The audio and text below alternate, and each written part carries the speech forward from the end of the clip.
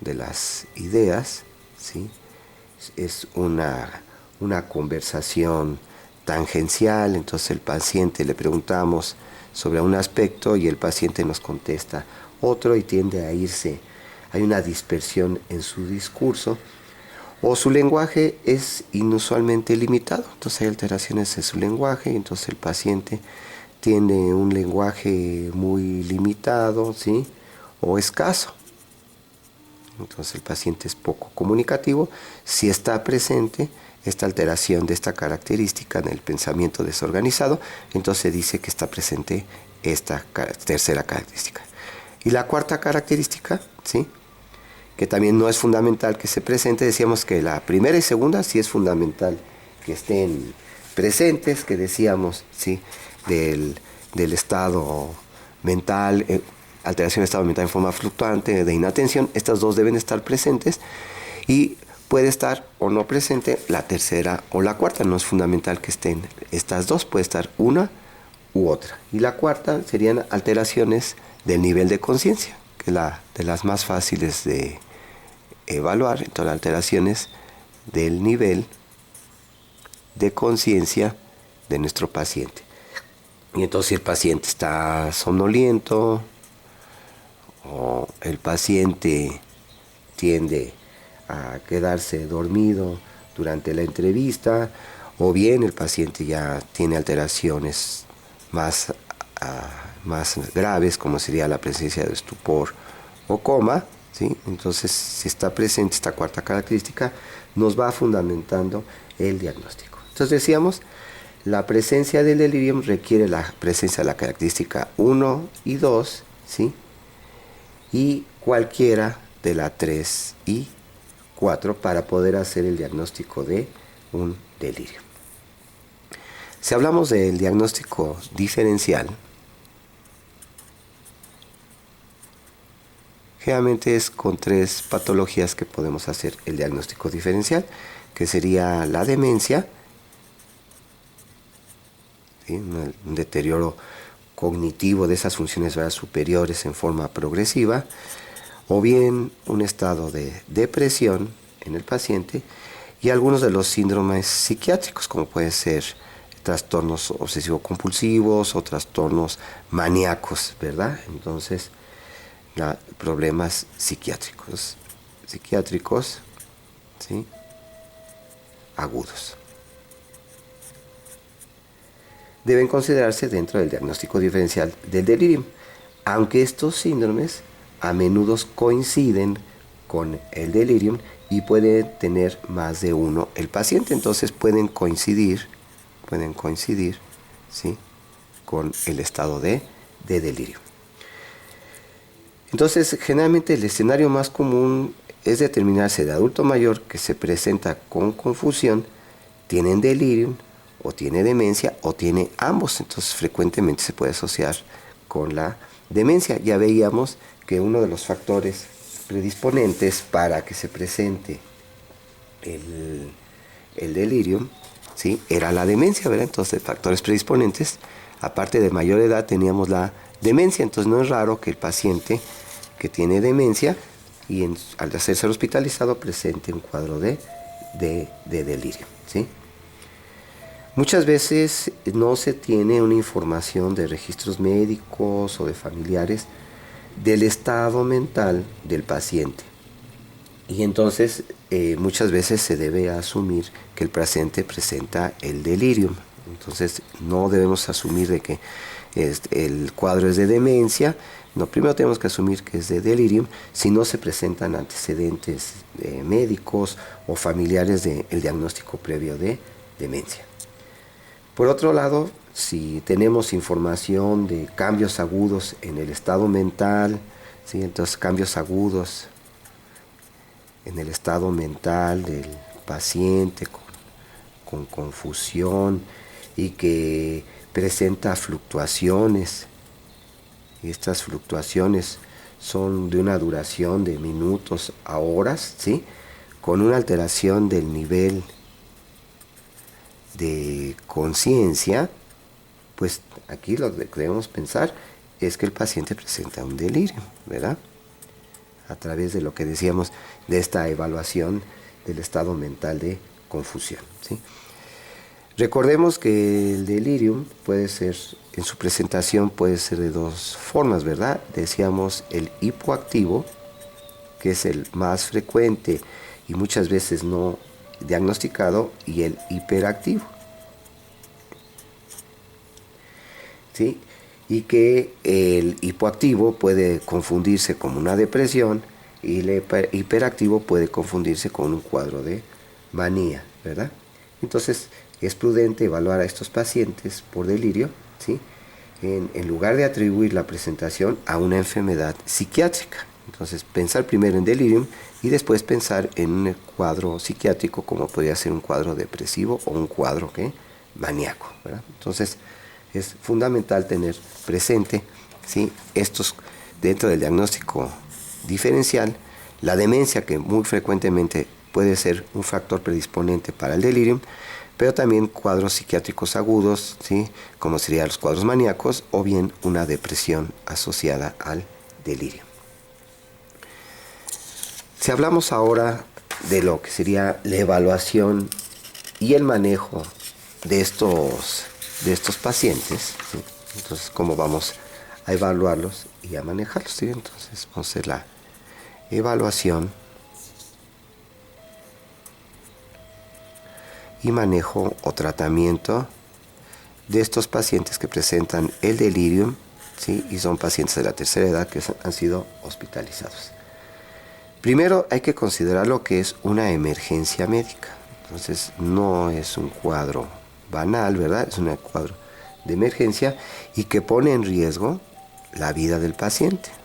Ya decíamos que es una complicación común en el paciente, sobre todo el paciente posoperado.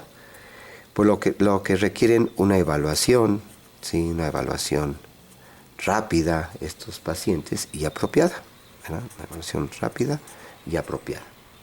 Hay que investigar los antecedentes, porque ya decíamos que había factores, ¿sí?, predisponentes, antecedentes, un examen físico exhaustivo de nuestros pacientes, incluyendo un examen neurológico. Hay que hacer pruebas de laboratorio, porque sabemos que alteraciones de laboratorio pueden ser factores predisponentes, así como también factores desencadenantes, ¿verdad? Debemos descartar trastornos cerebrales agudos, aunque sabemos que la mayoría de las veces son trastornos extracerebrales, pueden ser también trastornos cerebrales agudos. Entonces, dentro de estos trastornos cerebrales agudos estaría pues una apoplejía o crisis convulsivas, ¿verdad? Entonces una enfermedad vascular cerebral o crisis convulsivas, ¿sí? Aunque sabemos que decíamos, muchas veces las causas del delirium están fuera del cerebro. Entonces generalmente las causas se encuentran fuera del cerebro. Y dentro de la evaluación y manejo hay que considerar que muy a menudo más de un factor etiológico, entonces más de un factor etiológico puede ser el causante que precipite, ¿sí?, el estado de delirium.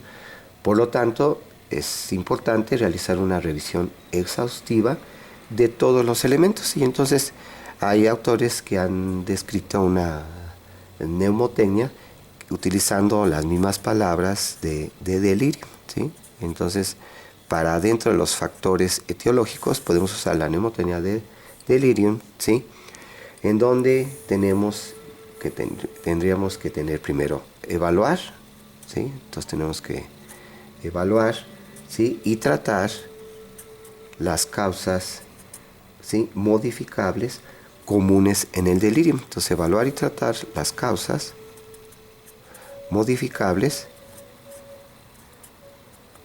causantes del delirio. Y entonces decíamos, podemos usar la neumotecnia de delirium que describen algunos autores, como sería la D, que sería el antecedente de drogas. Entonces, si el paciente, ¿sí?, recientemente se está utilizando una droga, ¿verdad? Entonces, una droga que apenas es de reciente instalación, ¿sí?, o bien que se incrementó la dosis de una droga que estaba utilizando anteriormente el paciente, así como también las interacciones medicamentosas que se puede tener paciente que haya tomado una droga y la asociamos con otro medicamento y que puede haber interacciones, ¿sí? O el antecedente de ingestión de alcohol, ¿verdad? Y entonces en estos casos hay que descontinuar la droga o bajar la dosis o sustituirla por otro medicamento, sí, por otra sustancia menos psicoactiva. Eso se ve sobre todo con los hipnóticos, como las benzodiazepinas, los barbitúricos, o también con los anticolinérgicos, como serían los antidepresivos tricíclicos. Entonces, tener presente la ingestión de drogas. Por otro lado, tendríamos las alteraciones de electrolitos, que sería la E de delirium, ¿verdad? Entonces, disturbios de electrolitos que también pueden alterar el estado de atención y el estado de conciencia del paciente, así como también su contenido del pensamiento. Y entonces, descartar una deshidratación en el paciente, los niveles de sodio, y aquí también podríamos agregar anormalidades tiroideas, que pueden ser factores desencadenantes para el delirio. Si nos vamos ahora con la L, ¿sí? La L sería de LAC, que sería lo que sería el retiro, ausencia de drogas, ¿sí? Entonces hay pacientes que habían estado tomando sedantes por largo tiempo, ¿sí? O estando tomando alcohol por largo tiempo, o analgésicos, sobre todo el tipo de opioides, y son retirados abruptamente. Entonces generalmente retiro de drogas, ¿verdad? Que han estado tomando como benzodiazepinas, que puede provocar su retiro, puede provocar un síndrome de abstinencia que generalmente se manifiesta por características contrarias a los efectos que provocan las benzodiazepinas, que provocan sedación. Entonces, este síndrome de abstinencia de benzodiazepinas van a provocar un estado de irritabilidad o de insomnio en el paciente. Entonces, la suspensión de drogas, sobre todo hipnóticas o de analgésicos, ¿verdad? O de alcohol que había estado tomando el paciente por largo tiempo, pueden ser otra causa de que se desencadene el delirio. Si hablamos ahora de la I del delirium, es la presencia de infecciones. Entonces, presencia de infecciones como otro factor etiológico del delirio. Sobre todo infecciones del tracto urinario, que son de las más frecuentes en los pacientes hospitalizados, ¿verdad? O bien de vías aéreas o de tejidos blandos. Entonces, vías aéreas y de tejidos blandos. Descartar infecciones como factor etiológico. Si nos vamos ahora a la R de delirium, sería una reducción del déficit sensorial. Decíamos que el déficit sensorial es un factor predisponente para el desarrollo del delirium. Sobre todo decíamos de trastornos auditivos y trastornos visuales. Y entonces podríamos, como una medida preventiva, ¿sí? Podríamos alentar el uso de lentes, entonces que el paciente use sus lentes cuando esté hospitalizado, o bien sus auxiliares auditivos. ¿Sí? Entonces sería la R, reducción de un déficit sensorial, auditivo o visual. Si nos vamos a la I, sería de alteraciones intracraneales, entonces trastornos intracraneales, que decíamos que son los menos frecuentes como factores etiológicos del delirio, ¿sí?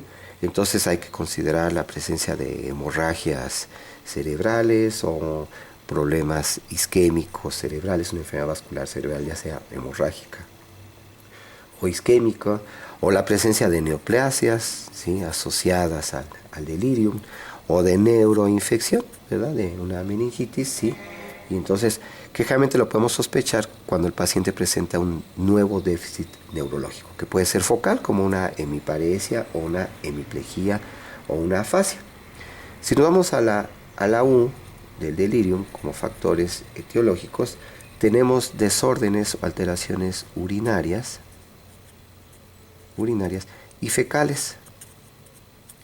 Y entonces el paciente puede tener retención urinaria, ¿verdad? Y puede ser un factor etiológico para este cuadro de delirio, que es lo que le llaman el síndrome cistocerebral, o también la presencia de impactación fecal. Impactación fecal. Y por último, la M del delirium, ¿sí? Tendríamos desórdenes, ¿sí? O alteraciones cardíacas, vamos a decir trastornos del miocardio, ¿verdad? Así como también pulmonares, actores alteraciones del miocardio y pulmonares. Entonces hay que evaluar y tratar, por ejemplo, un infarto agudo del miocardio o la presencia de arritmias cardíacas, una falla cardíaca, una hipotensión. Aquí también pondríamos la anemia, ¿verdad?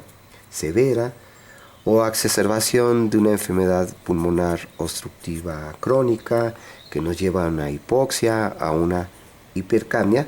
Entonces es importante evaluar todos estos factores etiológicos que pueden desencadenar el cuadro de delirium, que decíamos que pueden ser ya tener el paciente factores predisponentes y asociarse a alguno de estos factores desencadenantes. Si seguimos con esta evaluación y manejo, evaluación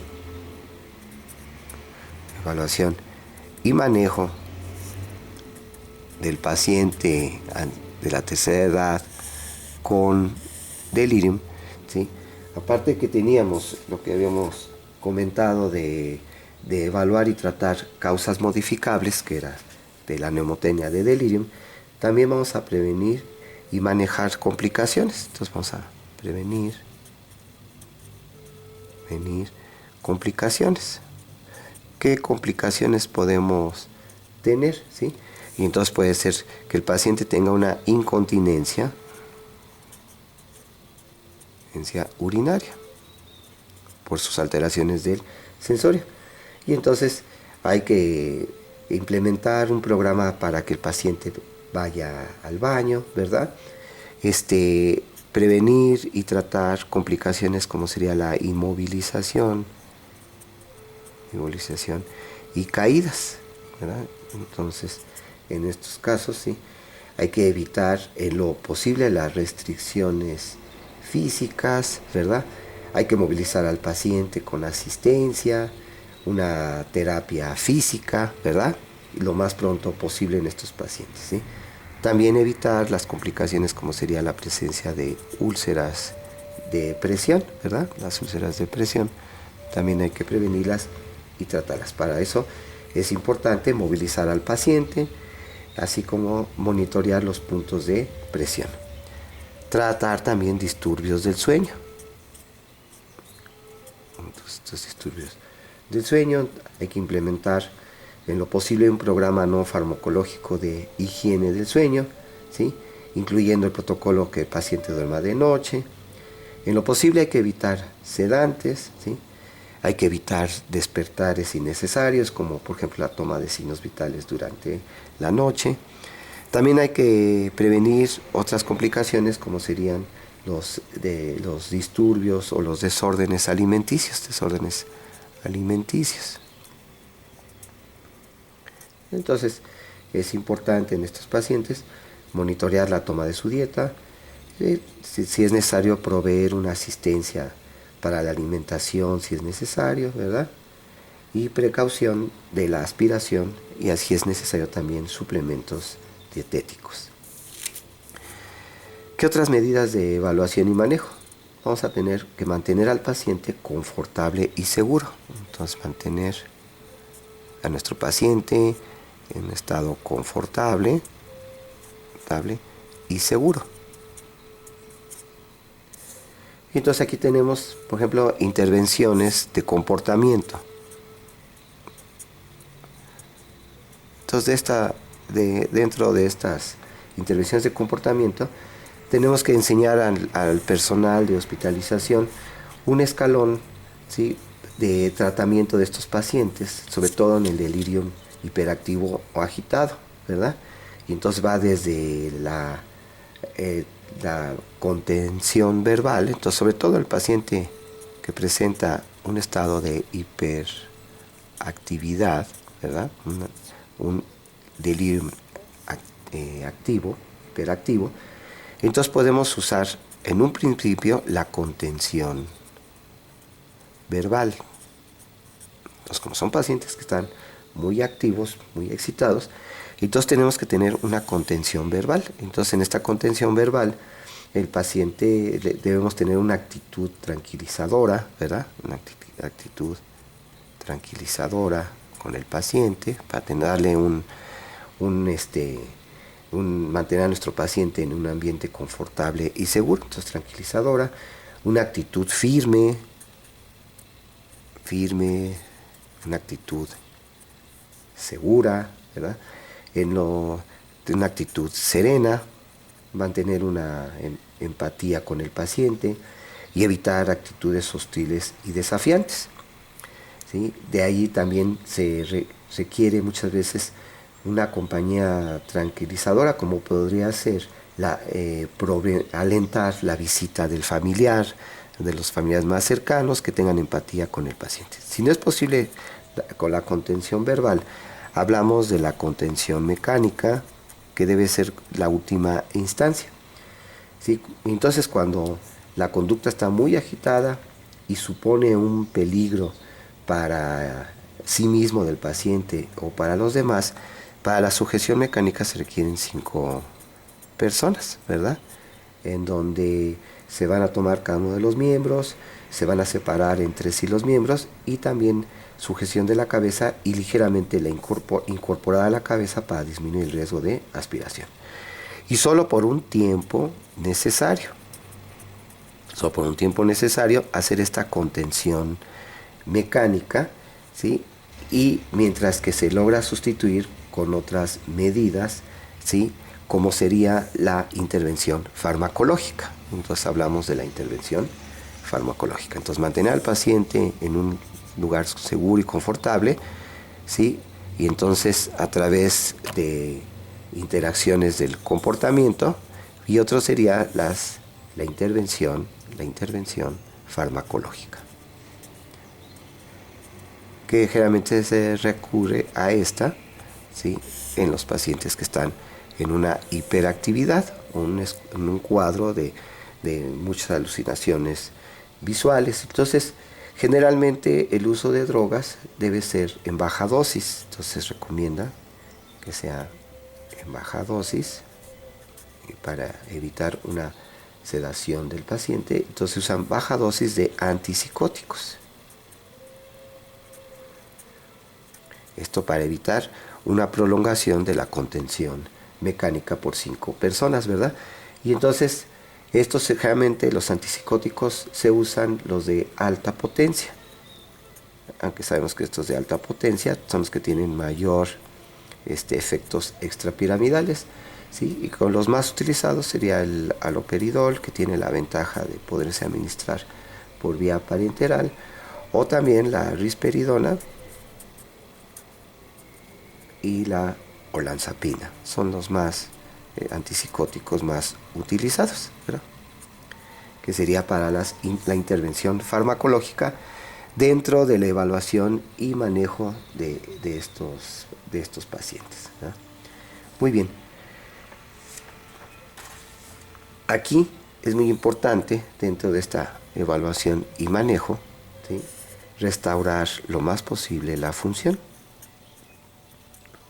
Entonces, restaurar la función de nuestros pacientes, ¿sí?